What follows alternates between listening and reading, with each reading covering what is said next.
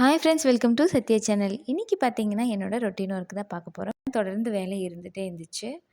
ஒரு மாத பக்கமாக எடுத்து வச்சுருந்த ஆடை பார்த்தீங்கன்னா வெண்ணெய் எடுக்கணும்னு சொல்லி அதுவும் இன்றைக்கி எடுத்து வச்சுருக்கிறேன். எனக்கு இந்த கொஞ்ச நாளாகவே வர கேள்வி, நீ வீட்டில் சும்மா தானே இருக்கிற அப்படின்ட்டு. வீட்டில் எப்படி சும்மா இருக்க முடியும்? வீட்டு வேலையெல்லாம் யார் செய்வா? வீட்டு வேலைக்கு நம்ம என்ன ஆளாக வச்சுருக்குறோம்?